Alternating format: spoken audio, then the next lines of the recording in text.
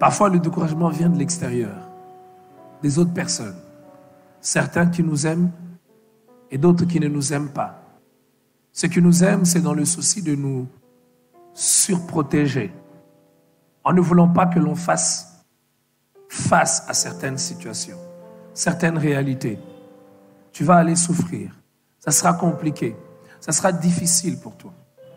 On va t'abandonner. Tu vas te retrouver seul. Je ne veux pas que tu puisses souffrir. Il y a des gens qui nous aiment. Mais dans leur amour pour nous, ils peuvent nous empêcher d'entrer dans ce que Dieu a prévu pour nous. Parce que par leurs attitudes de surprotection, ils nous découragent. Il y a aussi des personnes qui ne nous aiment pas. Simplement, vous leur avez rien fait. Simplement votre tête ou votre nom ou encore votre tribu ne leur plaisent pas. Et ils vont travailler pour vous décourager. Peut-être par des attitudes, peut-être par de comportements, mais par la grâce de Dieu, le découragement peut être surmonté. Quelle que soit la nature du découragement auquel vous faites face, vous pouvez le surmonter. Je vais lire le texte de base pour aujourd'hui parce que nous allons parler de réussir en étant habile dans son travail. Et après avoir lu le texte, nous allons revenir pour parler rapidement des choses qu'il faut faire pour surpasser, pour surmonter le découragement. Et ensuite, nous allons revenir. Alors, mon texte de base est tiré de Proverbes, le chapitre 22, le verset 9. Quand nous allons revenir à Proverbes 22, 9, si nous en avons l'occasion, nous allons lire cela dans plusieurs versions. J'espère que vous avez apporté tous vos Bibles. Si vous avez vos Bibles papier, ouvrez vos Bibles. Si vous avez vos Bibles électroniques, allumez vos Bibles. L'important, c'est que vous puissiez lire la parole de Dieu et que votre foi soit basée, non pas sur ce que le frère Emmanuel a dit, mais que votre foi soit basée sur ce que la Bible dit. Proverbe 22, le verset 9, la Bible 29, la Bible dit ceci. Si tu vois un homme habile dans son ouvrage, il se tient auprès du roi. Il ne se tient pas auprès des gens obscurs. Comme je l'ai dit, nous allons revenir. Mais terminons ce que nous avons commencé à voir sur le découragement.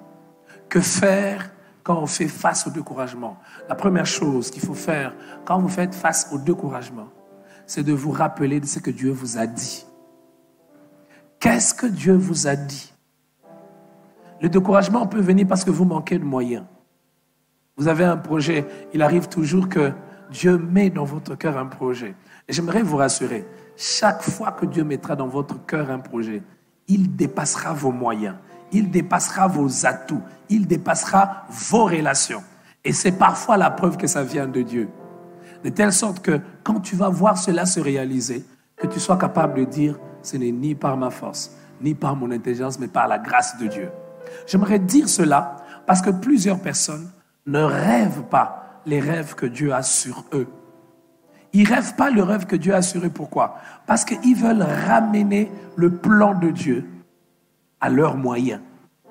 Ils veulent ramener le plan de Dieu à leurs relations. Ils veulent ramener le plan de Dieu à leurs capacités. Ça veut dire, Dieu met dans ton cœur un rêve. Voilà ce que tu vas faire. Tu regardes, non, ça c'est pas Dieu. Parce que si Dieu veut que je fasse ça, pourquoi il ne m'a pas amené? Je n'ai pas l'argent. Je n'ai pas ceci. Vous n'avez pas besoin de tout avoir. Vous avez besoin d'avoir Dieu. Si vous avez Dieu, vous avez tout. C'est pour cela, chaque fois que le découragement remplit votre cœur, souvenez-vous de ce que Dieu vous a dit. Qu'est-ce que Dieu vous a dit? Qu'est-ce qu'il vous a dit clairement? C'est important de connaître ce que Dieu vous a dit. Parce que si tu ne connais pas ce que Dieu t'a dit, une résistance, une situation inattendue va vous détruire. Et j'aimerais vous rappeler, plusieurs personnes ne réussissent pas, non pas parce que Dieu ne veut pas qu'ils réussissent, mais parce qu'ils se sentent découragés.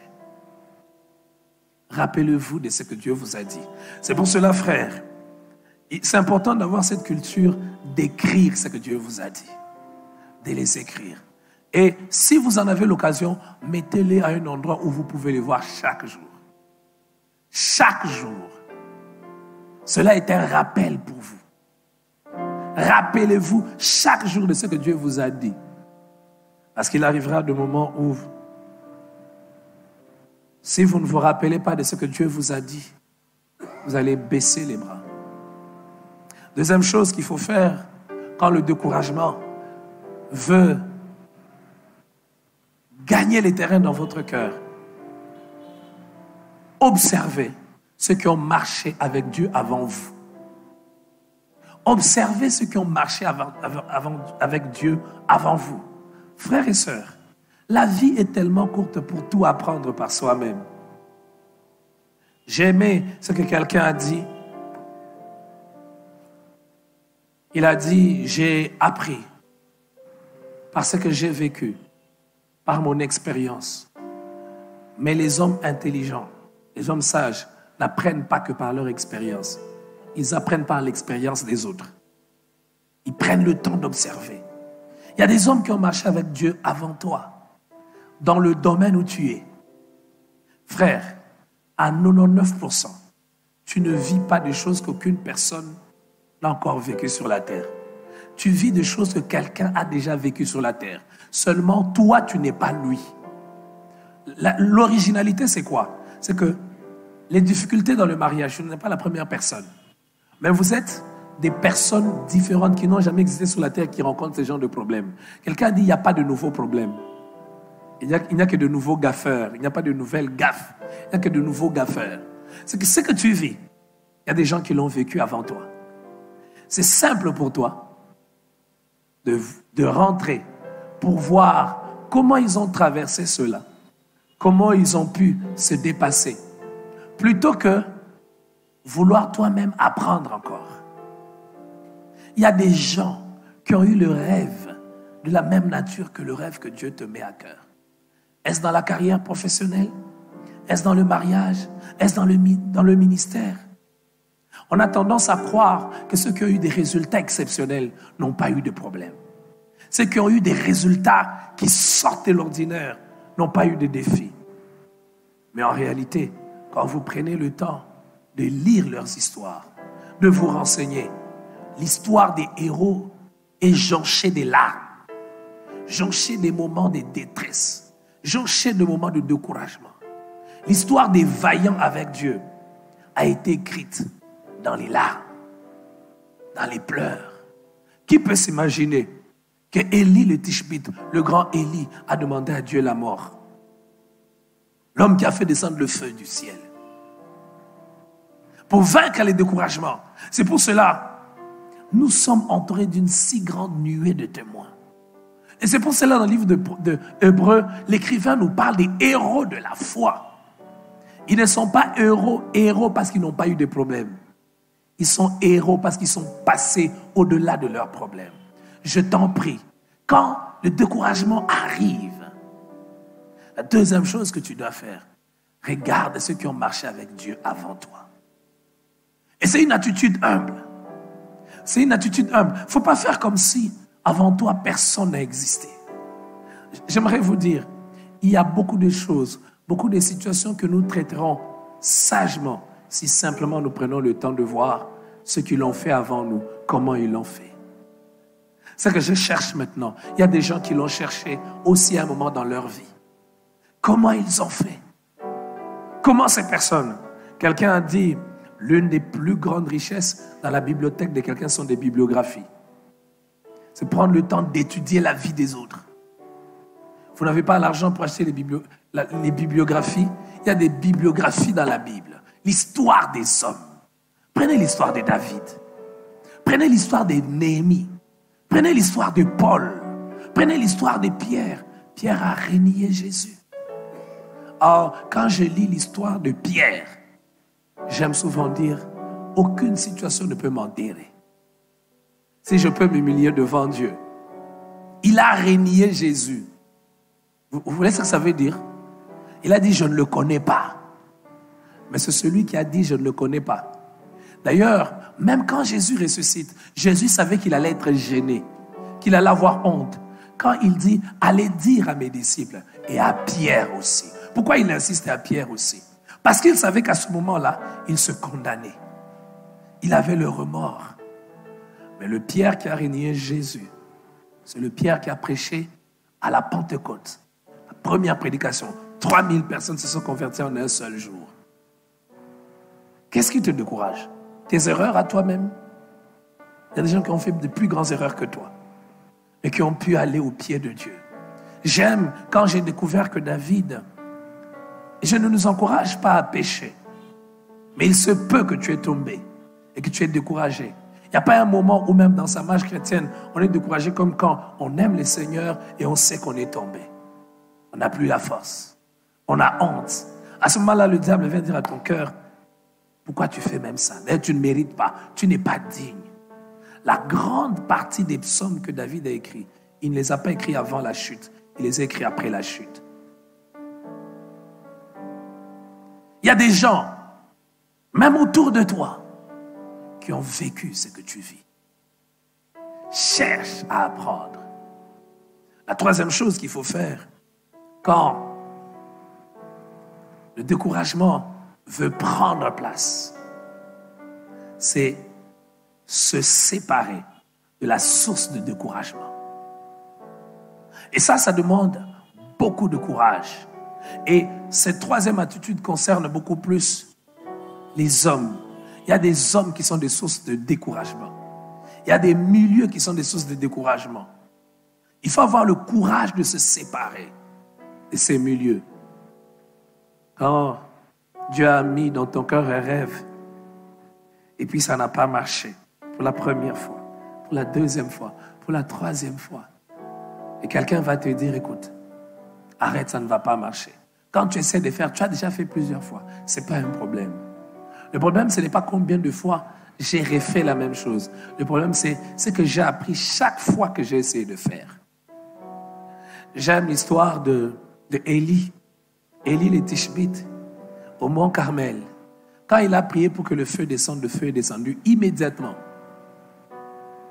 Quand il a dit qu'il n'y aura pas de pluie, l'effet était immédiat.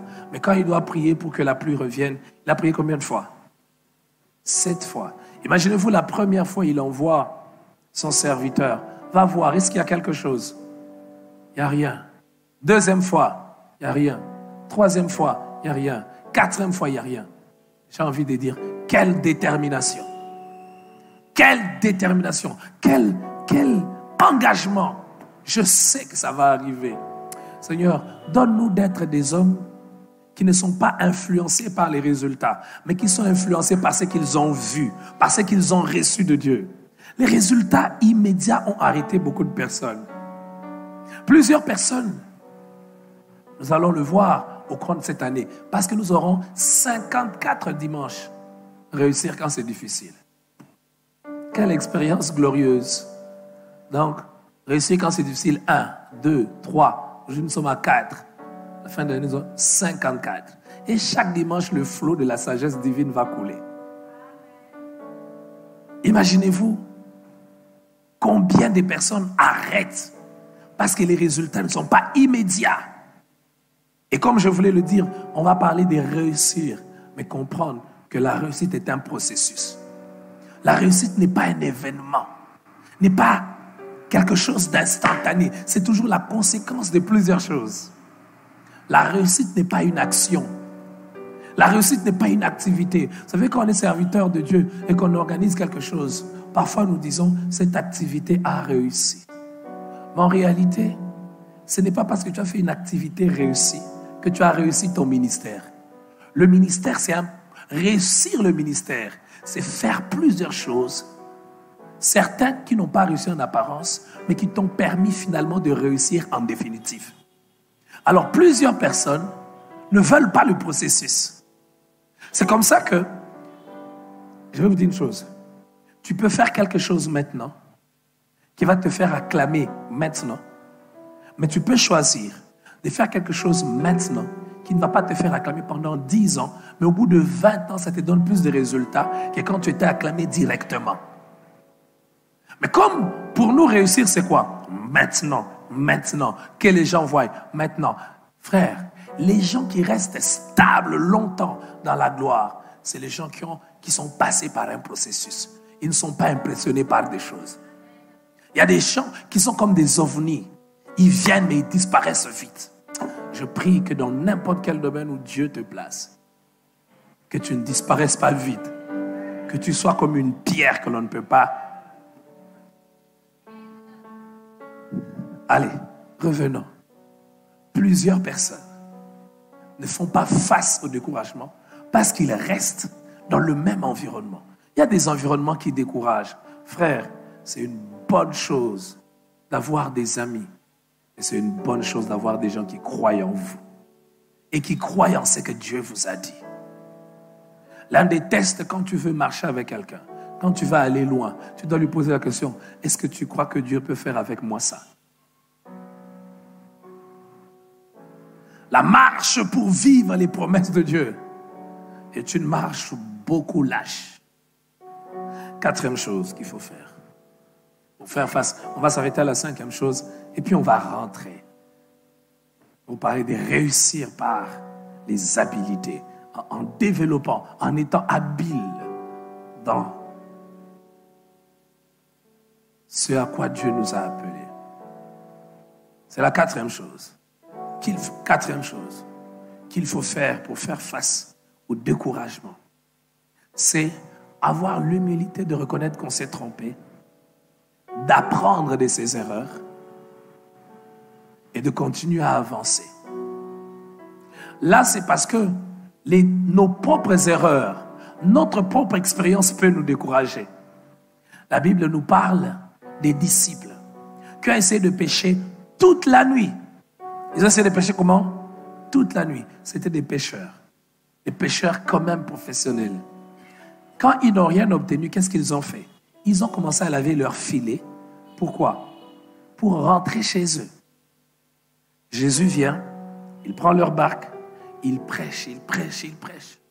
Et Jésus prêchait longtemps. Il prenait du temps pour prêcher. Et eux, ils étaient là, impatients.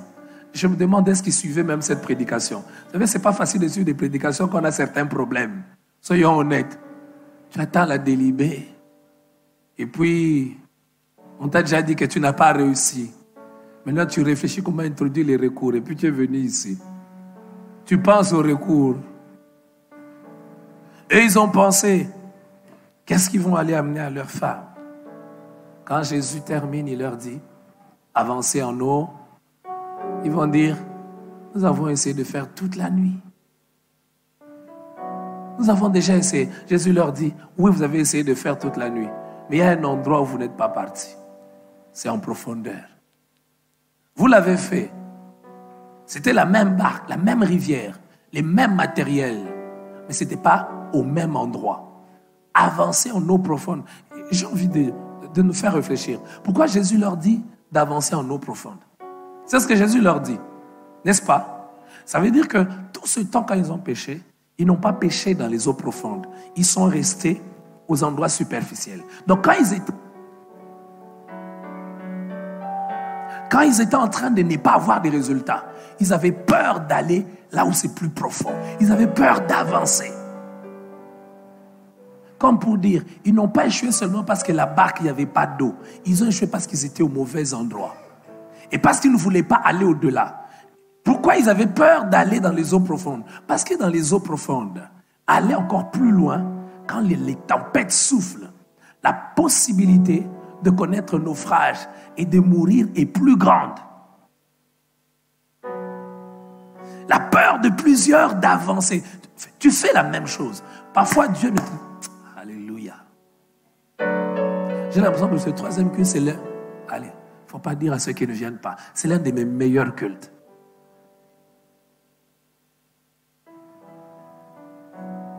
Parce que j'ai l'impression que je dégage vraiment le moi. C'est à quoi je suis vraiment appelé, je les dégage au troisième culte.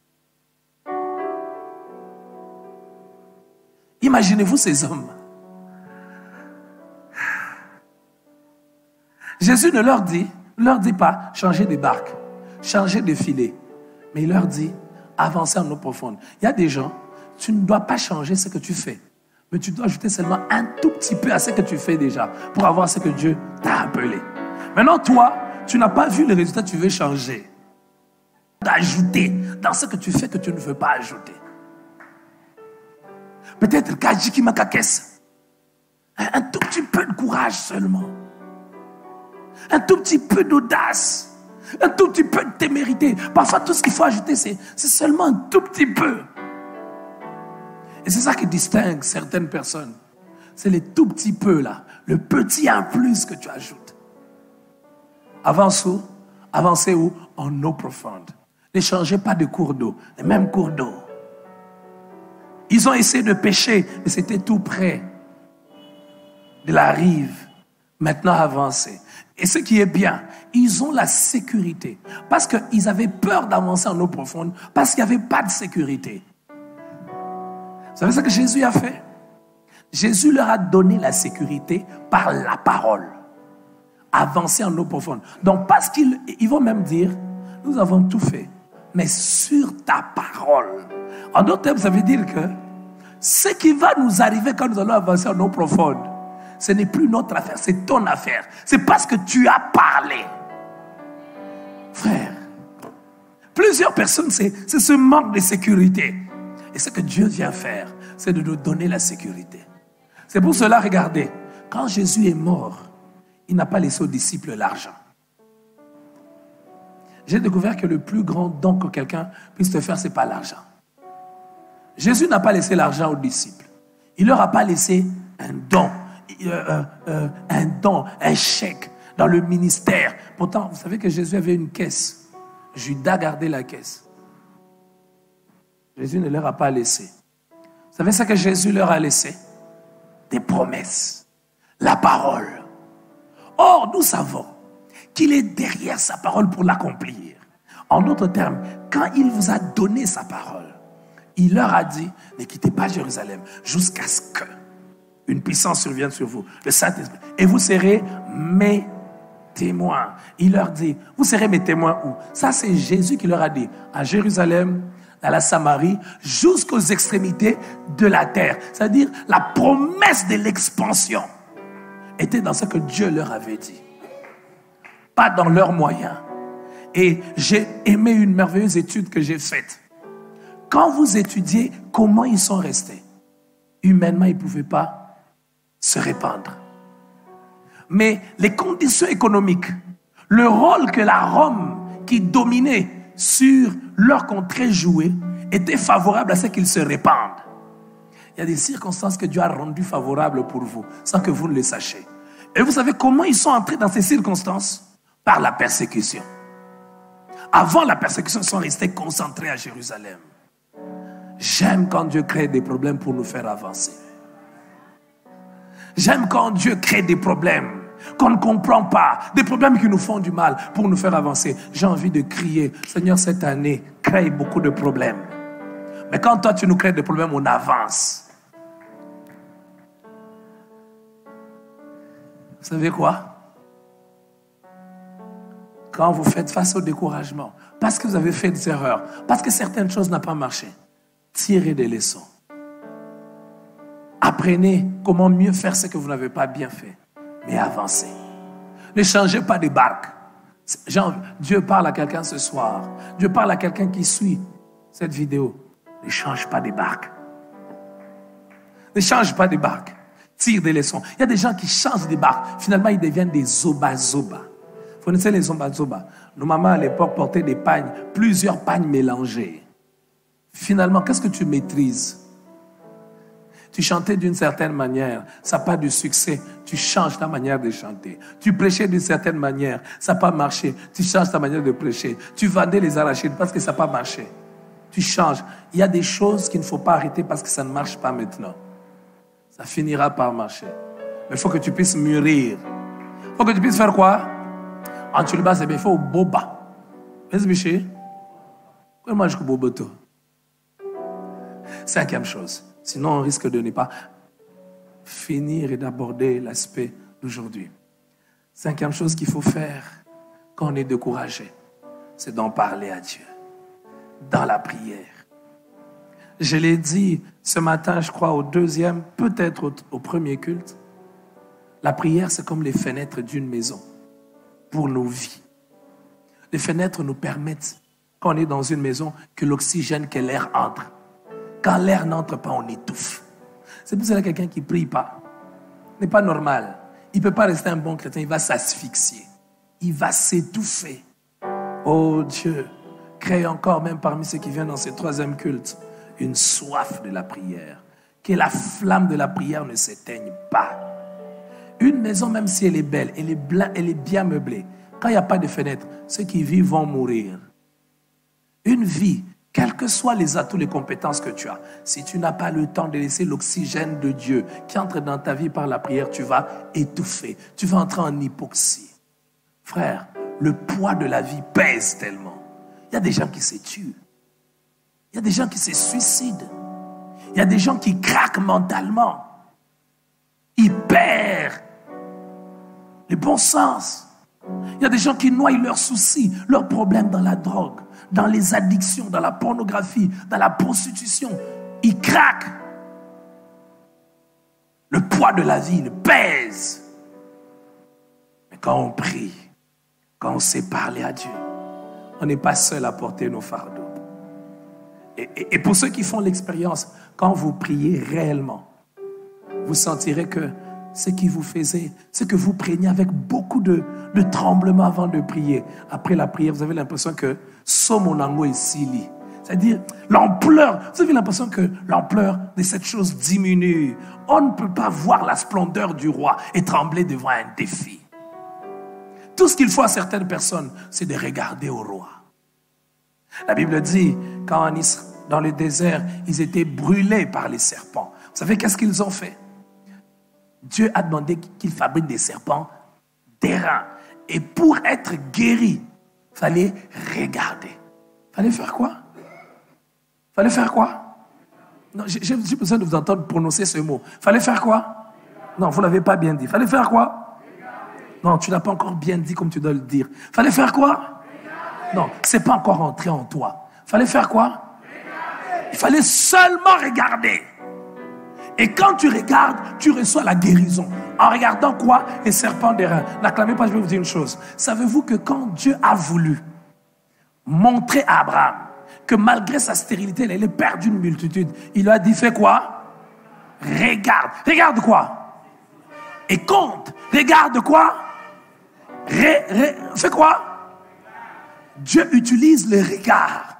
Parce que dans les regards, il y a quelque chose de terrible. Parce que dans les regards, il y a quelque chose de... Tu sais quoi? Quand tu as déjà vu quelque chose, ça reste emmagasiné quelque part là en toi. Ça reste... Fais quoi? Regarde. Je vous sors un peu. Parce que ces choses, c'est terrible. Quand il fallait construire le tabernacle, il a dit à Moïse quoi? Regarde. Il lui a montré le plan du tabernacle. Et les autres devaient exécuter. Vous savez, quand Dieu vous a déjà montré certaines choses, vous ne pouvez pas vous satisfaire des à peu près. Hein? Quand Dieu vous a déjà montré certaines choses que vous n'avez pas vues avec vos yeux physiques, vous ne les avez pas vues avec vos yeux physiques, mais vous les avez vues avec d'autres yeux. Vous savez que ce n'est pas encore là. Quand tout le monde dit que tu es déjà arrivé, toi tu sais que ce n'est pas encore là. Ce que j'ai vu, ce n'est pas ça. Que Dieu ouvre les yeux de quelqu'un qu'il regarde. Et vous savez ce qui est bien? Dieu nous fait regarder des choses dans la prière. Dieu peut te faire voir 10 ans après aujourd'hui, mais dans la prière. J'aime quand Dieu nous met en avance. J'aime quand Dieu nous prend. Je ne sais pas. Parfois, il peut vous prendre en vision. Il te montre 10 ans après. Il te montre 20 ans après.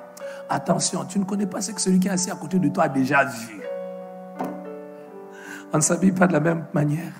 On ne parle pas de la même manière parce qu'on n'a pas vu les mêmes choses. Il y a des choses que tu n'as pas encore vues. Parce que tu n'as pas encore vu, tu ne te conduis pas. Et dans la prière, ça nous permet de voir quand tu es découragé, quand tu es abattu. C'est déjà la 5e chose. Hein? Allez, on passe. Sinon, on ne va pas finir. Allez, parlons maintenant de réussir quand c'est difficile. 4. Si tu vois un homme habile dans son ouvrage, il se tient auprès du roi. Il ne se tient pas auprès des gens obscurs. Parce qu'il est habile. Son habileté détermine là où il va se retrouver, auprès de rois, auprès des personnes élevées en dignité. C'est-à-dire, allez, pour mieux comprendre, c'est quoi être habile? Celui qui est habile, c'est celui qui exécute quelque chose avec adresse, avec compétence. Celui qui est habile, c'est celui qui est compétent. Celui qui est habile, c'est celui qui sait, ce qui est habile, c'est ce qui est fait avec adresse, avec intelligence, avec habilité. Je vais encore vous donner une autre définition. Être habile, c'est avoir la capacité d'exécuter avec compétence quelque chose. C'est celui qui agit avec ingéniosité, intelligence, celui qui sait trouver le moyen de parvenir à ses fins. Et comme synonyme d'habilité, de celui qui est habile, celui qui est astucieux, celui qui est averti, celui qui est fin, celui qui est futé, celui qui est intelligent. Et être habile, encore, c'est avoir la capacité d'accomplir certaines actions d'un point de vue supérieur. Et les dictionnaires Larousse définissent être habile comme étant, quand on dit quelqu'un il est habile, il exécute, et là ça revient à ce que je viens de vous dire, il exécute avec adresse, avec compétence quelque chose de ses mains. Il agit avec ingéniosité. Celui qui est habile, donc celui qui connaît son travail, celui qui a le savoir-faire, il se tient auprès du roi. Et quand j'ai lu ça, j'ai compris. J'aimerais rapidement 5 vérités attachées à l'habilité et à la réussite. 5 vérités attachées à l'habilité et à la réussite. On ne réussit pas seulement parce qu'on travaille beaucoup. On ne réussit pas seulement parce qu'on travaille fort. Il y a des gens qui travaillent beaucoup. Vous entendez souvent des vidéos sur Internet, des vidéos de motivation. À un moment, je les suivais. À un moment, je me suis fatigué de les suivre. Travaille fort, travaille dur. Et parfois, vous entendez les gens, travaille dur, travaille fort. Si tu travailles dur, tu travailles fort dans l'ignorance, il n'y aura pas de résultats. Ce n'est pas parce que tu travailles fort qu'il y a des résultats. Parce que tu connais ce que tu fais qu'il y a des résultats. Il y a des gens qui pensent que l'engagement, c'est tout. Je sais que l'engagement a sa part. Il faut être engagé à 100%. Engagé, parce qu'il y a des gens qui ne sont pas engagés dans ce qu'ils font. À 20%. Il fait quelque chose, il doit faire 100%, il fait 10%. Je suis fatigué. Laissez-moi un peu me reposer. J'ai beaucoup travaillé. Je vois des gens qui veulent se reposer. Je lui pose la question, tu as fait quoi? Dieu lui-même, le Créateur. Quand est-ce qu'il s'est reposé? Après avoir travaillé pendant combien de jours? 6 jours. Et il a trouvé que tout était... Mais toi, tu trouves que c'est bon. Et puis, qu'est-ce que tu as déjà même fait? Rien. Tu as déjà fait quoi? Rien. Mais tu veux te reposer. Tu dors de 22h à 10h. J'ai envie de me reposer. Frère, il faut s'engager. Mais c'est important de dire, un engagement dans l'ignorance, sans habilité, ne produit rien. Il y a des gens qui aiment chanter. Mais ce n'est pas parce qu'il aime chanter qu'il va bien chanter. Il y a des gens, il peut même répéter toute une journée. Mais s'il ne connaît pas chanter, il ne chantera pas bien même s'il a répété toute la journée. Voir quelqu'un qui est habile dans son travail. Il se tient où? Auprès du roi. Si quelqu'un est habile, quelqu'un qui maîtrise son travail, quelqu'un qui connaît son travail, il se tient auprès de qui? Auprès du roi. Et tu es habile. Deuxième vérité importante à connaître, attachée à l'habileté, et à la réussite. On ne devient pas habile par hasard. On ne devient pas habile par accident. On ne devient pas habile sans avoir fait quelque chose, sans avoir appris. Il faut apprendre. C'est la première vérité. Non, la première, je l'ai déjà dit. Je viens de dire quoi? On ne réussit pas seulement parce qu'on a trop travaillé. On réussit parce qu'on connaît son travail. Parce que quand on connaît son travail, on va bien le faire. Est-ce que tu connais ton travail? Est-ce que tu connais? Est-ce que tu connais? Pas comme un généraliste. Moi, tout ce que je fais, c'est prêcher. C'est ça mon travail. Est-ce que je suis habile dans ça? Est-ce que je connais mon travail? Peut-être toi, ton travail. Quel est ton travail? Quel est le domaine dans lequel tu crois que Dieu t'a appelé? Est-ce que tu connais? Peut-être que toi, tu dis que Dieu t'a appelé à être intercesseur. Est-ce que tu connais les règles de l'intercession? Est-ce que tu connais les défis de l'intercession? Est-ce que tu connais ton travail? Est-ce que tu prends le temps de connaître le travail? La plupart des gens stagnent, n'évoluent pas, non pas parce qu'ils n'ont pas de don, mais parce qu'aux dons, ils n'ont pas ajouté la connaissance et l'habileté. À don égal, ce qui fait la différence, c'est la connaissance.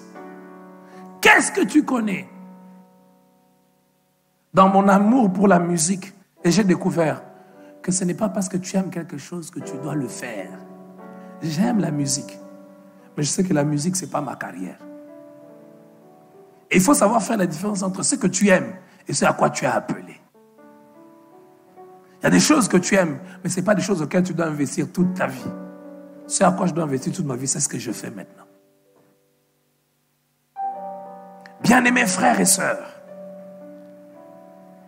connais-tu ton travail? Est-ce que tu le connais à fond? Dieu t'a appelé, oui. Mais qu'est-ce que tu connais dans ce domaine où Dieu t'a appelé? Quelle expertise as-tu? Les rois n'ont pas besoin des généralistes, ils ont besoin des gens qui connaissent. Tu chantes, oui, mais il y a un autre degré. Est-ce que sur 100, on peut te choisir toi? Tu prêches, oui, mais est-ce que sur 1000, on peut te choisir? Oui, j'ai la grâce de Dieu. Il y a des gens qui disent, j'ai la grâce de Dieu. La grâce de Dieu va me faire travailler. Mon ami, l'apôtre Paul a dit, j'ai travaillé plus que tous. La grâce de Dieu m'a fait travailler. Et j'aime. Et c'est la deuxième vérité. L'apôtre Paul dit, il s'est déplacé.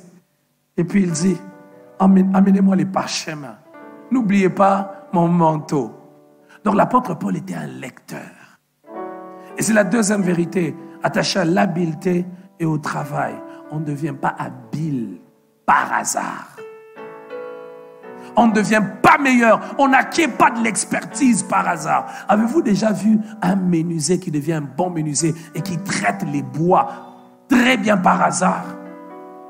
Moi, j'ai fait un peu les machines-outils en 6e, que dis-je, à l'école secondaire. Je suis diplômé en machines-outils, fabrication des pièces industrielles. C'est ce que j'ai fait aux humanités.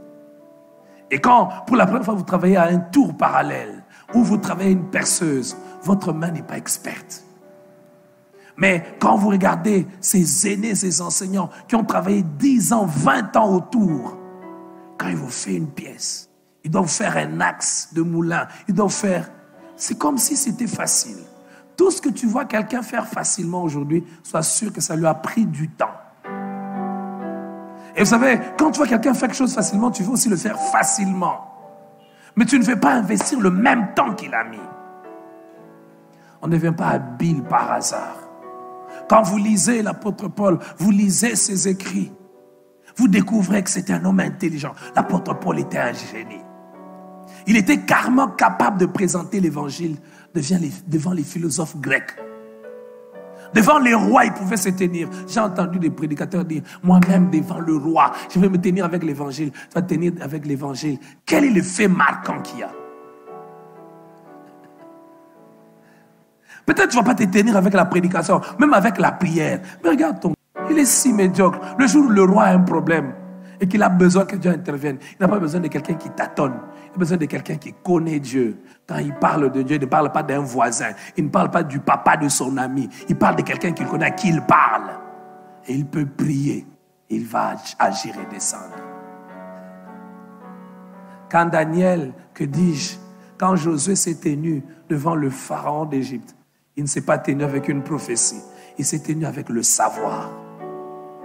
Savez-vous quoi? Le don l'a ouvert la porte du pharaon. Mais ce qui a fait qu'il ait la promotion, ce n'était pas le don. C'était la sagesse, la capacité. Savez-vous qu'est-ce qui s'est passé? Le roi a fait un rêve. Personne ne peut interpréter. Il interprète le rêve. Il dit, voilà ce que j'ai vu. Voilà ce que j'ai vu. Voilà ce que j'ai vu. Et David et Josué dit, il y aura autant d'années de sécheresse, d'abondance d'abord, qui seront suivies d'autant d'années de quoi? D'abondance, de sécheresse. Alors, le roi dit, qu'allons-nous faire? Qu'allons-nous faire? Qu'allons-nous faire? Et là, ce n'était pas le don. Là, ce n'était pas le don. Le gars, il a appris à gérer dans la maison de Potiphar. Il a appris à faire quoi? À gérer. Alors, il va dire ce qu'il faut faire. Établir quelqu'un. Quand dans l'abondance, il y aura plein de choses, mettez les surplus de côté. Et dans la saison des disettes, et le roi va dire, celui qui doit être là. Le don peut ouvrir des portes, mais la percée, ce n'est pas le don, c'est l'habileté. Il y a plein de gens qui ont les dons, mais qui n'atteignent pas un niveau. Le monde est rempli, même dans le plan spirituel, même plein de dons.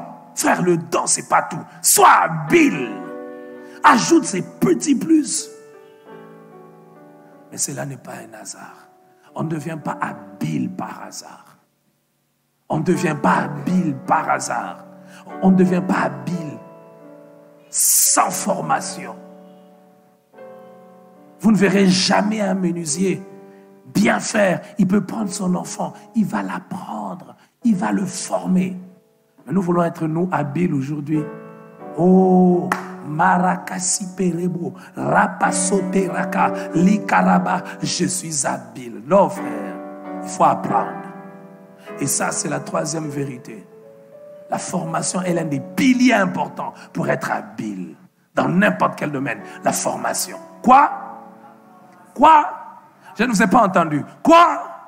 Ces troisième culte, il faut que vous soyez intoxiqués jusqu'à ce que la réussite vous sorte par le nez, par la bouche, par les oreilles. Vous avez envie de réussir partout. Et ma prière, c'est qu'à la fin, déjà quand on va au troisième, quatrième mois, quelqu'un se lève et qui crie, je ne peux plus échouer.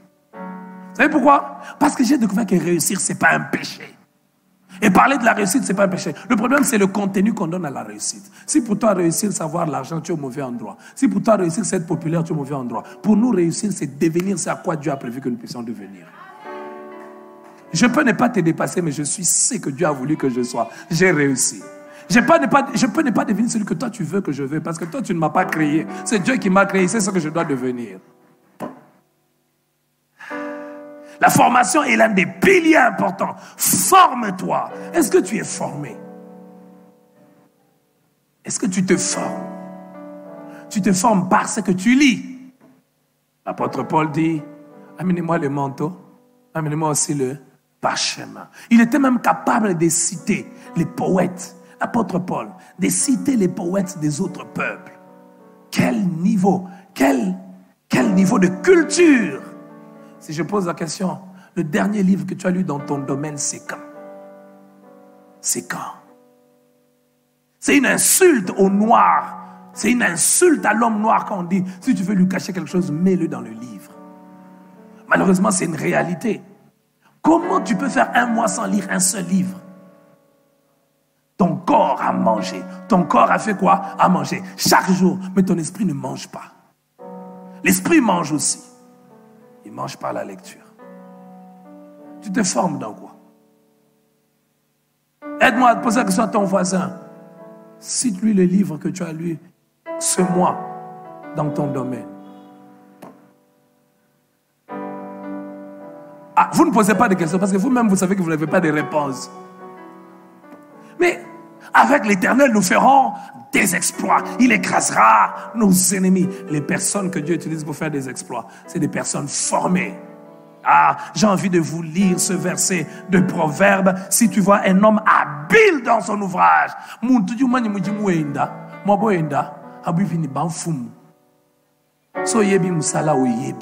quand, vous savez, nous allons le voir. Quand tu connais, tu connais. Quand tu connais, tu t'imposes. Tu sais, on peut ne pas aimer ta tête. On peut ne pas aimer ton teint. On peut... Ah, que cette année, Dieu nous fasse entrer dans ça. Frère, quand on connaît, on sait qu'on connaît. On n'a pas besoin que quelqu'un nous dise, on sait qu'on connaît. Et vous savez, quand tu connais, quand quelqu'un connaît, il ne s'agite pas. Il sait qu'ils reviendront. Mais toi, tu dis, ouais, vous me méprisez, on va revenir. On va revenir pour trouver quoi? Ta grosse bouche qui parle beaucoup. On va revenir pour trouver quoi? Ton orgueil. J'aime toujours dire, mon pasteur de Lumbashi disait, il y a des femmes qui sont belles pour rien, à part l'emballage. Oh mon Dieu, et parle-nous des femmes comme ça. Elle est belle pour... Quand tu la vois en route, elle est fière. Tu as envie de dire, approche-toi, qu'elle ouvre la bouche et qu'elle parle. Nshima mumutu, kaleji mumutu, ndakala mumutu. Mais ça, ne vous fâchez pas. Quoi? C'est mal les sœurs. Il y a aussi des hommes, gaillards zéro. Tu l'appelles américain. Américain, ouagne. Parce que tu le fais comme ça. Américain. Où est le parfum? Il y a déjà parfum. Mina misomba. Et quand il te parle, ou quoi le français, ou quoi le français. Et puis après, quand maman va donner l'argent de la dot, quand papa a décidé qu'il va me doter, gaillard. Gaillard. Forme-toi, forme-toi, mon frère, forme-toi. Il y a une formation, vous savez, il y a une formation qu'on nous donne, mais il y a une formation que nous-mêmes on va chercher. Lis les livres, lis les livres. Il y a quelques vendredis, je pensais la puissance de la lecture. Lis les livres, tu ne lis rien, tu ne connais pas. Il y a des choses qu'on ne peut apprendre qu'en lisant. Mes amis, il y a des choses qu'on ne peut apprendre qu'en lisant. Dans ton domaine, il y a des choses qu'on ne peut apprendre qu'en lisant. Il y a des choses qu'on ne peut apprendre qu'en lisant. Aujourd'hui, j'ai plus de 10 livres. Je vais vers 20 livres sur le leadership. Donc, quand j'ai dit qu'on ne met pas les canards à l'école des aigles, ce n'est pas ma phrase, je l'ai lu. Je l'ai lu. Plus de 10 livres sur le leadership. Parce que maintenant, je sais que je dois beaucoup parler sur les fiançailles. Plus de 10 livres sur les fiançailles. Je lis, de telle sorte que quand les gens vont venir m'écouter, qu'ils apprennent. Quand vous avez l'impression que chaque dimanche soir sur la réussite, vous entendez de nouvelles choses. C'est plus de, je ne sais plus compter les heures où j'apprends sur la réussite. Par semaine, je ne sais pas compter. Si mon épouse était, elle allait vous dire, elle est témoin. Et je prends le temps pour savoir, qu'est-ce qui fait que certains réussissent, d'autres échouent? Pourquoi certains réussissent des heures? Je me rappelle, j'étais en train de suivre une formation. 4 heures de vidéos sur YouTube. Et il faut payer pour ça. Habile, formation. Je me suis formé sur la prise de parole en public. Comment on parle devant les gens. J'ai les Rakasi Parabo, Menderibo Saka. J'ai ça. Mais je sais que ce n'est pas tout. Comment captiver l'attention des gens? Comment on commence quand on parle en public? Formation. Et une formation sur la gestion du temps. C'était $400 qu'il faut payer. Voir ceux qui sont habiles. J'aimerais qu'il y ait des jeunes, qu'il y ait des frères. Parce qu'aujourd'hui, non, la grâce de Dieu, la grâce de Dieu, la grâce de Dieu, la grâce de Dieu. Mais il ne connaît pas faire ce qu'il fait. Il ne connaît pas le métier. Deviens expert dans ce que tu fais. Deviens expert dans ce que tu fais. C'est pour cela, ne te disperse pas. Tout ce qui bouge, tout ce qui brille, tout ce qui a du succès, tu n'as pas besoin d'imiter. Laisse ceux qui ont du succès dans leur domaine. Reste dans ton couloir. Maîtrise ça. Deviens meilleur. Quand on vous met à 10 à 20, on peut aussi te compter. Et pour cela, forme-toi. Lis. Lis, mon cher. Lis. Lis. Bala. L'une des maladies aujourd'hui, même ici en Mbuji-Mayi, il n'y a même pas d'endroit où on vend correctement des livres. Parce que tous ceux qui veulent vendre des livres ici en Mbuji-Mayi, s'ils vont vendre, ils gâchent. Ils vont faire 2 ans avec un livre sans qu'on l'achète. Parce qu'il n'y a pas de gens pour lire. Aujourd'hui, avec l'Internet, ce n'est pas un lieu. Ce n'est pas un lieu qui te fait briller. Nous sommes dans un monde où quand tu as quelque chose que le monde cherche, peu importe là où tu as, le monde va te suivre. Aujourd'hui, avec le niveau de l'Internet, et même nous allons aller dans 3 ans, dans 4 ans. Aujourd'hui, regardez, la plupart des chaînes locales de télévision de Mbuji-Mayi, beaucoup de gens ne le suivent plus. Excusez-moi si vous suivez les médias. Pourquoi? Parce que le niveau, il est en France, mais il va atteindre Mbuji-Mayi. Il a Canal+. C'est plus une période de ville. Non, parce que tu as Kinshasa, parce que tu as Lumbashi. Tu peux être en Mbuji-Mayi, dans une bicoque, une maison en briques, mais avoir la mentalité de quelqu'un qui vit dans le monde. À partir de ton téléphone, tu apprends. À partir de ton téléphone, à part la lecture, à partir du téléphone, tu apprends. À l'époque, quand on était ici en Mbuji-Mayi, quand Denis Ngonde chantait encore, quand il sort un album à Kinshasa, pour l'avoir en Mbuji-Mayi, il faut attendre 1 mois. Aujourd'hui, quand on sort un album en Mbuji, à Kinshasa, à Londres, à Paris, la même seconde qu'il met, tu peux aussi suivre. Donc tu n'as pas de raison de dire je ne réussis pas parce que je suis en Mbuji-Mayi. J'ai plein de gens qui quittent des endroits pour aller à un endroit. Il dit qu'il va réussir. Mbuji-Mayi où même c'est facile, il n'y a pas beaucoup. Tu ne réussis pas. Seulement là où tu vas aller, où il y a beaucoup de gens qui te dépassent, dans une ville comme Kinshasa, 11 millions d'habitants. Là, en Mbuji-Mayi, 5 millions, 3 millions, tu ne brilles pas. Combien de musiciens en Mbuji-Mayi, tu ne brilles pas. Tu vas aller à Kinshasa où tu vas briller. Si tu n'as pas la chose, même si tu es partout, tu ne vas pas briller. Je refuse de croire que pour être meilleur, pour apporter au monde, c'est à quoi Dieu m'a appelé, c'est à quoi Dieu a placé dans mon cœur pour faire bénéficier au monde. Il faut que ce soit un endroit. Non, il faut que je cultive, que je sois habile. S'il me dit change d'endroit, c'est à ce moment-là que je peux changer. Mais je refuse d'avoir cette barrière psychologique. Il y a des gens qui ont une barrière psychologique. Il faut que ce soit à tel endroit pour briller. Il faut que ce soit à tel endroit pour être meilleur. Il faut que ce soit à tel endroit pour être remarqué. Tu n'as pas besoin d'être à un endroit pour être remarqué. Tu n'as pas besoin, tu as besoin d'être habile. La Bible dit que quand David est entré pour la première fois dans la cour du roi, ce n'était pas parce qu'il avait l'onction, c'est parce qu'il était habile. Il avait quoi? Mais c'est bien quand tu as l'onction, mais tu as ajouté à l'onction la formation. Saül était agité, il avait un mauvais esprit qui le dérangeait. On a dit qu'on cherche un jeune homme, qu'il soit beau, mais qu'il sache jouer à quoi? À la harpe. Qu'il sache jouer à quoi? À la harpe. Qu'il fasse quoi? Toi, tu connais quoi? Tu connais quoi? J'avais envie de dire, à part te maquiller, même si tu connais te maquiller, mais tu ne sais pas maquiller les autres. Vous savez qu'il y a des gens qui bouffent de l'argent en maquillant les autres. Mais toi, tu ne sais que te maquiller toi-même. Et quand tu te maquilles comme une Jézabel. On n'a pas envie de te regarder 2 fois. Tu te maquilles comme qui? Une Jézabel. Mes amis, je vais vous dire quoi. Quand il y a des excès, on cache quelque chose. Ah, j'ai appris ça en lisant. Là où il y a des excès, on cache quelque chose. Quand quelqu'un te loue à l'excès, il cache quelque chose. Méfie-toi de quelqu'un qui te loue à l'excès. Surtout quand Dieu t'amène à un niveau où tu commences à avoir une petite gloire. Quand quelqu'un... Il y a des gens qui sont corrects. Ah, tu es notre pasteur.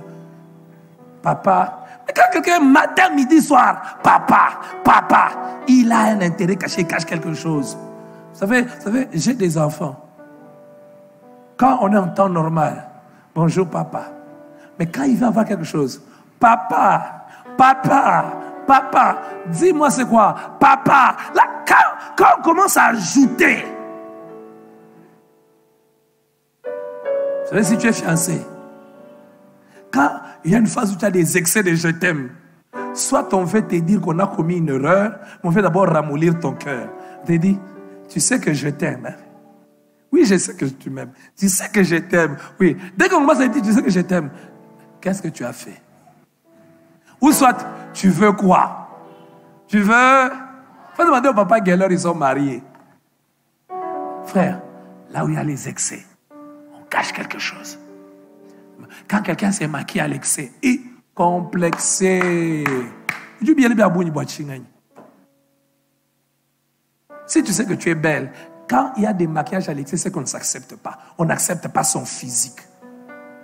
Quand, vous savez, que je vous dise un secret, il faut s'accepter. Avant, j'étais mince. Comme un clou, je m'acceptais.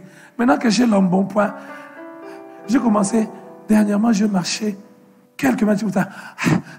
J'ai dit, oh Seigneur Jésus, épargne-moi ça. Et maintenant, ce ventre ici doit diminuer. Mais toi, tu es noir. Noir, noir, noir. Mais tu ne t'acceptes pas. Tu veux mettre les mots VAT. Tu veux changer de couleur de...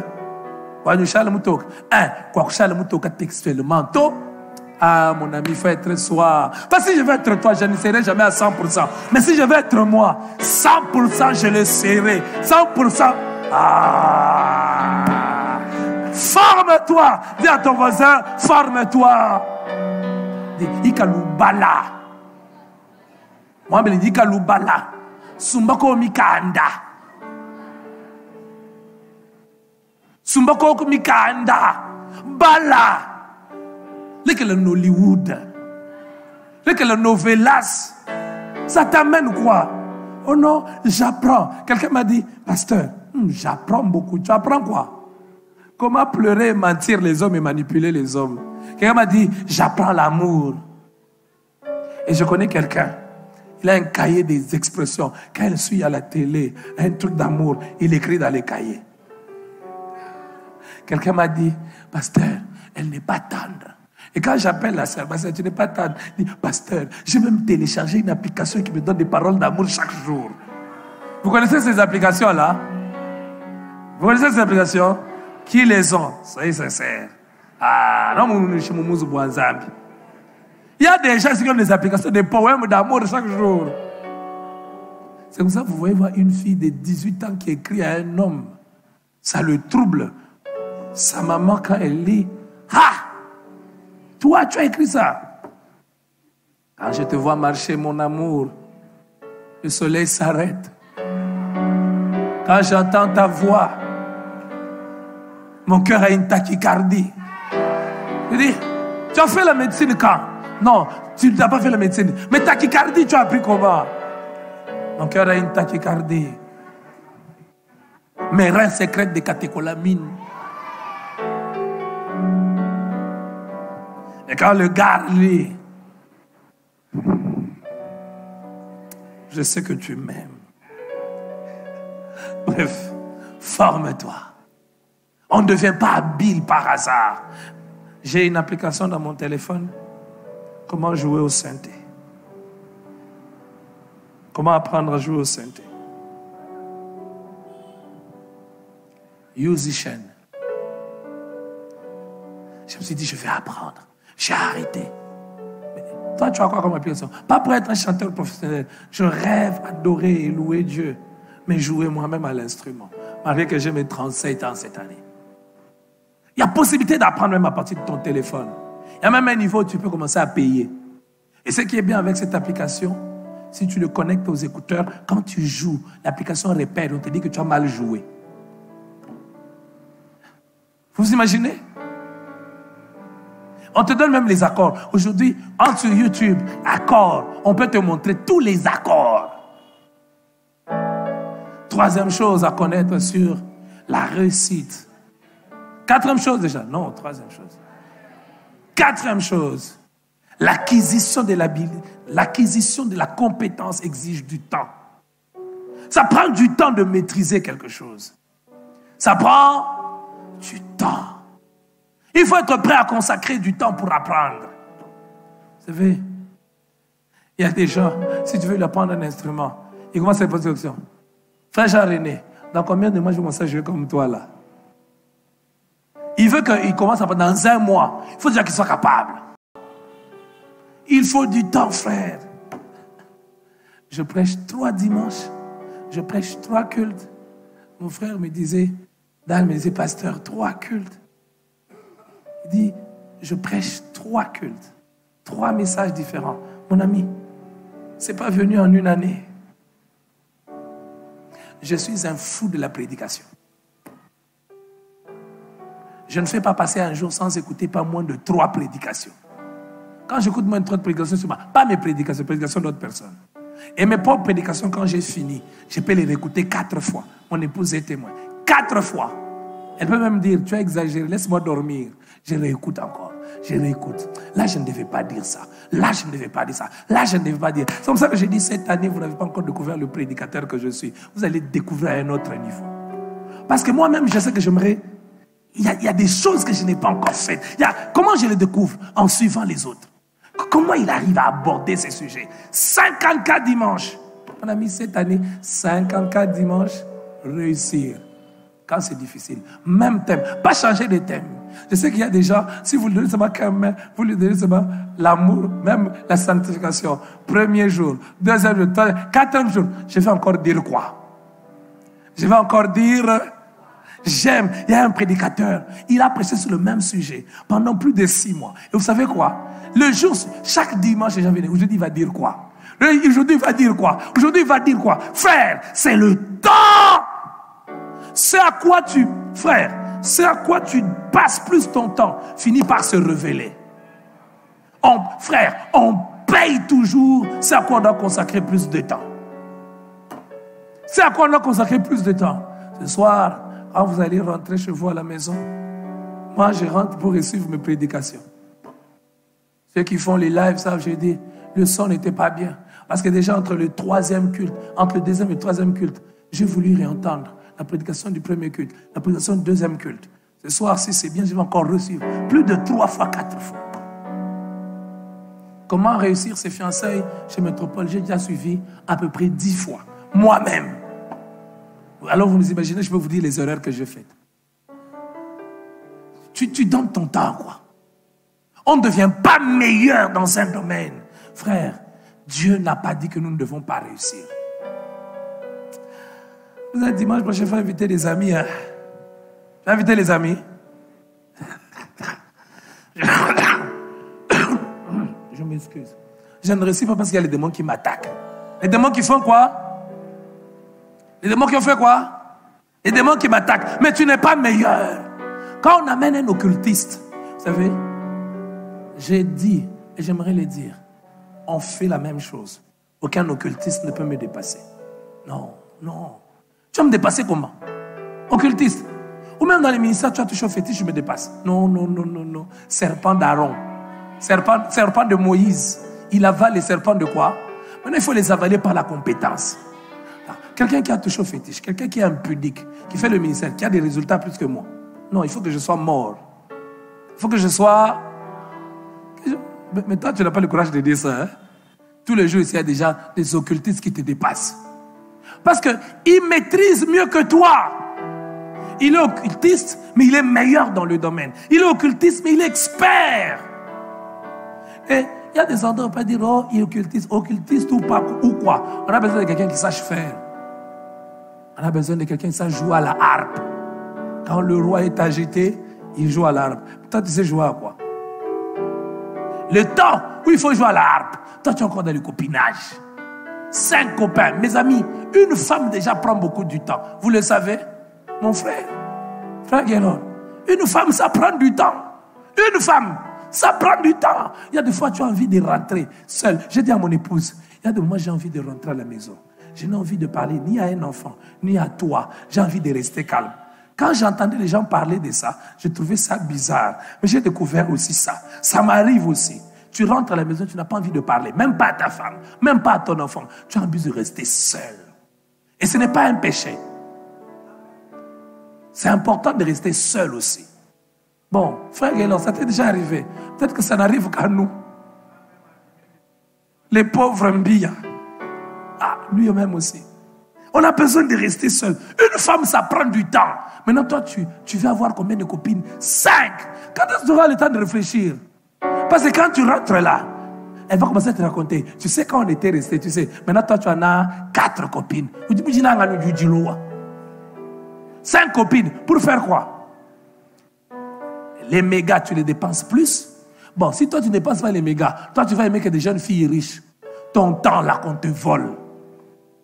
Parce que même si tu parles avec celle-ci, et puis il faut trouver un mensonge pour mentir l'autre, et puis trouver un mensonge pour mentir l'autre, trouver un mensonge, l'intelligence là que tu mets pour mentir, c'est l'intelligence volée que tu peux mettre pour progresser.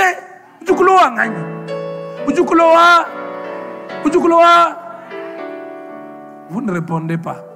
Tu as 4 copains, tu as 4 copains. Frère, la formation exige du temps. Prends le temps là que tu passes. En 1 mois, tu peux apprendre quelque chose. En 1 mois, 1 mois, 1 mois. Le janvier au tu peux apprendre quelque chose. Le janvier qui se termine maintenant, tu peux avoir appris quelque chose. Quel est le domaine que tu as appris?